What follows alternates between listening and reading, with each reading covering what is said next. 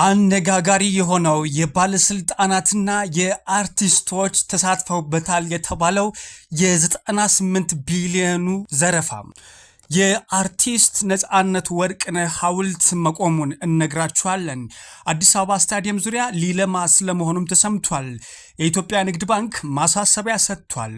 ኢራን ለአሜሪካ የአንድ ወር ጊዜ ገደብ ሰጥታለች። የነዳጅ መኪኖች ወደ ኢትዮጵያ ይገቡ ይሆን ብለንም በዜናችን የምንነግራችሁ ነገር አለ። ሰላም ጤና ይስጥልን፣ እንደምናላችሁ ውድ የኢትዮጵያ ድምፅ ተከታታዮች። የኢትዮጵያ ድምፅ ለሚያዝያ 25 ቀን 2018 ዓ.ም ያዘጋጃቸው ዜናዎች ከይሳ ጀምሮ ወደ እናንተ የሚያደርስ ይሆናል። ከዜናዎቻችን ጋር አብራችሁ ትሆኑ ዘንድ በአክብሮት ጋብዘናል። ቀዳሚ ወዳደረግነው ዜናችን እንውሰዳችሁ።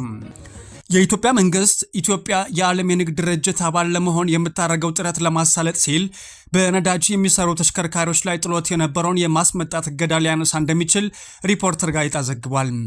የንግድና ቀጠናዊ ትስስር ሚኒስትር ካሳሁን ጎፌ በዚህ ሳምንት መጀመሪያ ላይ በተካሄደው 7ኛው የኢትዮጵያ የዓለም ንግድ ድርጅት አባልነት ስራ ቡድን ስብሰባ ላይ እንደገለጹት ከሆነም የነዳጅ ተሽከርካሪዎች አመጣጥ ገደብ በድጋሚ ከሚታዩ ጉዳዮች መካከል አንዱ ነው ብለዋል። ሚኒስቴሩ ለስራ ቡድን አባላት የአሮጌ ልብሶች ማስገባት ላይ የነበረውን እገዳ አንስተን ከድርጅቱ መስፈርቶች ጋር በሚጣጣም መልኩ ተግባራዊ የሚሆን የጉምሩክ ቀረጥ ተክተነዋል ብለዋል።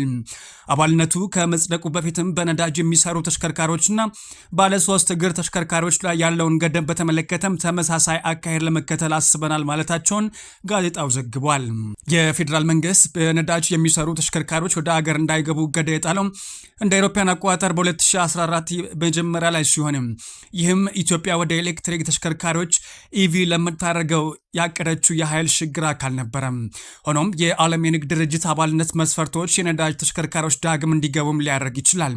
በንግድና ቀጠናዊ ትስስር ሚኒስቴር የዓለም አቀፍ ንግድ ተደራዳሪ የሆኑት አቶ ታገሰ ሙልጌታ ለሪፖርተር ጋዜጣ እንደተናገሩትም የድርጅቱ ህግጋት ኢትዮጵያ እገዳውን እንድታነሳም ቢያስገድዳትም ይህ ማለት ግን አሰራሩ ወደ 2024 ነባራዊ ሁኔታ ይመለሳል ማለት አይደለም ብለዋል። አቶ ታገሰ በዓለም ንግድ ድርጅት መስፈርት መሰረትም አገራት የንግድ ልውውጥን መገደብ አይችሉም። አባል መሆን ከፈለግን ምርቶች እንዳይገቡ መከላከል አንችልም። የሸቀጦት ነፃ ዝውውር ድርጅቱ መሰረታዊ መመሪያ ነው። ሚኒስትሩም በቀጣይ እርምጃዎች ኢትዮጵያ በተሽከርካሪዎች ላይ ያለውን ገደብ እንደምታነሳ መግለጽ ፈልገው ነው ብለዋል።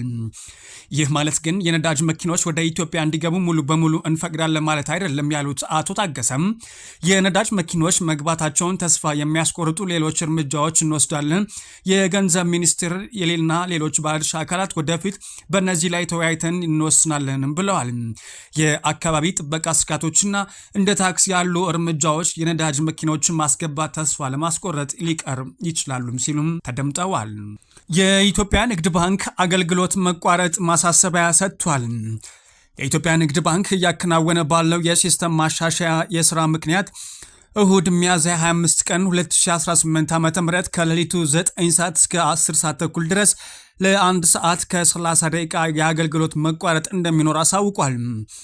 በዚህ የጊዜ ገደብ ውስጥም የኮር ባንኪንግ፣ የሞባይልና የኢንተርኔት ባንኪንግ፣ የኤቲኤም፣ የፖስ ማሽኖች እንደዚሁም ከሶስተኛ ወገኖች ጋር የተገኙ የበይነ መረብ አገልግሎቶች በሙሉ ለጊዜው የማይሰሩ መሆኑን ባንኩ ገልጿል። ይሁን እንጂ በዚህ የጥገና ወቅትም የሲቢኢ ብር አገልግሎት ያለምንም መቋረጥ መደበኛ ሁኔታ እንደሚቀጥልም ተገልጿል። መደበኞች ይህንን የአጭር ጊዜ የአገልግሎት መቋረጥ አውቀው አስፈላጊውን ቅድመ ዝግጅት እንዲያደርጉም ባንኩ ጥሪውን አስተላልፏል። የታዋቂው አርቲስት ነጻነት ወርቅነህ ሐውልት ተመረቀ። በኢትዮጵያ የኪነ ጥበብ ታሪክ ውስጥ በተለይም በኮሜዲና በትወና ስራዎች የብዙዎችን ቀልብ ማሸነፍ የቻለው ተወዳጁ አርቲስት ነጻነት ወርቅነህ መታሰቢያ ሐውልት ዛሬ በክብር ተመርቋል። አርቲስቱ በህይወት ዘመኑ በፊልም፣ በመድረክ ተውኔቶችና በሬዲዮ ድራማዎች ባሳየው ድንቅ ብቃት የሚታወስም ሲሆን ይህ ሐውልት ለሀገሪቱ የጥበብ እድገት ላበረከተው ከፍተኛ አስተዋጽኦ እንደ ትልቅ እውቅና ተቆጥሯል። በምረቃ ስነስርዓቱ ላይ የአርቲስቱ ቤተሰቦች፣ የጥበብ ባልደረቦቹና በርካታ አድናቂዎቹ ተገኝተው ለኪነ ጥበብ ሰውነቱ ያላቸውን ፍቅርም ገልጸዋል። ጥር 8 ቀን 2018 ዓ.ም ከዚህ በሞት የተለየው የማይረሳው የጥበብ ስራዎቹ ግን ሁሌም በደመቀ ሁኔታ ሲታወሱም ይኖራሉ። ይህ ሐውልትም ስሙና ታሪኩ ለዘላለም ሕያው ሆኖ እንዲቀጥል ትልቅ አሻራ የጣለም ነው ተብሏል። በባለስልጣናትና በአርቲስቶች የተመዘበረው 98 ቢሊዮን ብር እያነጋገረ ይገኛል። ሪፖርተር ጋዜጣ እንደዘገበውም በ2018 በጀት ዓመት የመጀመሪያዎቹ 9 ወራት ውስጥ ከፍተኛ የመንግስት ባለስልጣናትና ታዋቂ አርቲስቶች በጋራ በመሆን ከ98 ቢሊዮን ብር በላይ የሚገመት የሀገርና የህዝብ ሀብት መዝረፋቸውን የፌዴራል ፖሊስ አሳውቋል። ይህ ግዙፍ ምዝበራ የተረጋገጠው በኦዲት ምርመራም ሲሆን መጠኑም 78 ቢሊዮን ብርና 134 ቢሊዮን ዶላር እንደሚሆን ተገልጿል። ታዋቂነታቸውና ስልጣናቸውን ተገን በማድረግ የተፈጸመው ይህ ወንጀልም በሀገሪቱ ኢኮኖሚ ላይ ከፍተኛ ጉዳት ማድረሱም ተመላክቷል።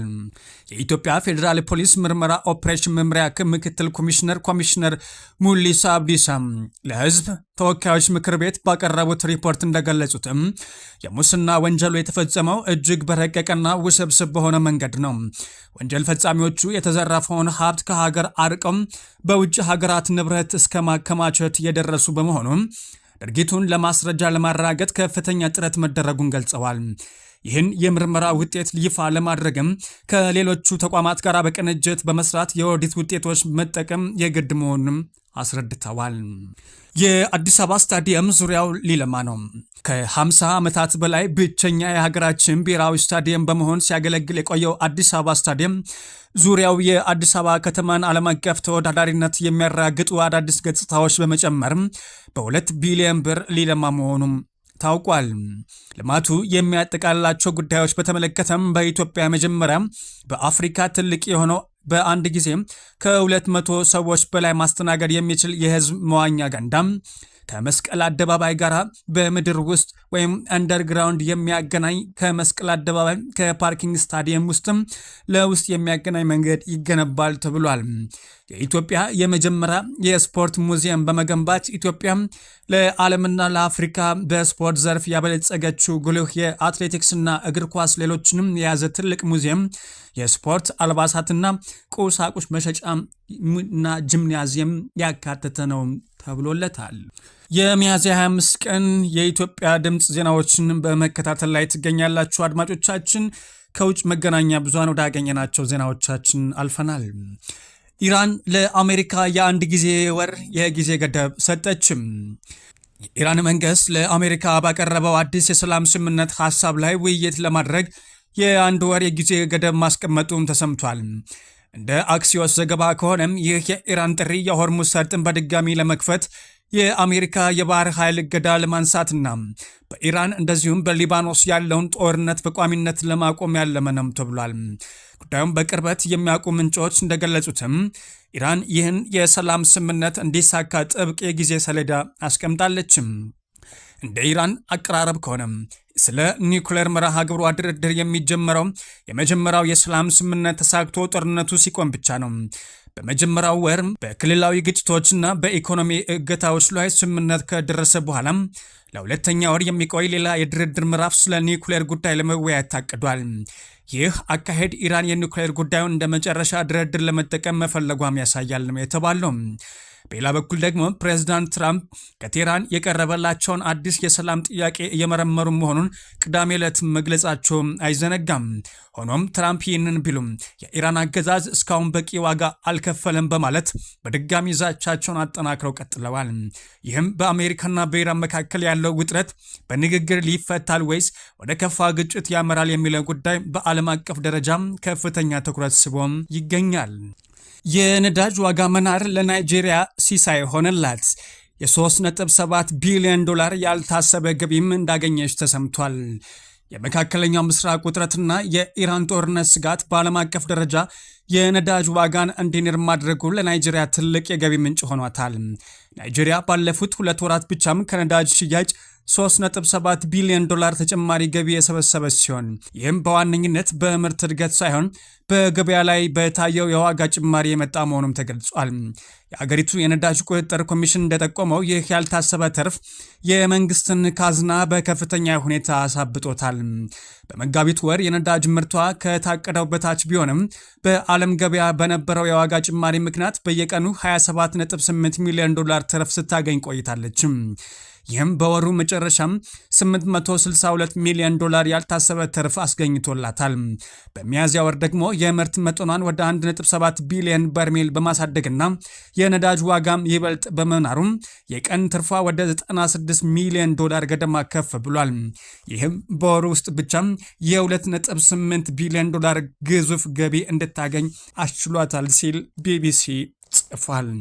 ውድ የኢትዮጵያ ድምፅ ተከታታዮች የኢትዮጵያ ድምፅ ለሚያዝያ 25 ቀን 2018 ዓ.ም ያዘጋጃቸው ዜናዎች እነኝን ይመስላሉ። ከዜናዎቻችን ጋር አብራችሁ ስለነበራችሁም ከልብ እናመሰግናለን። ሰላምን ተመኘን።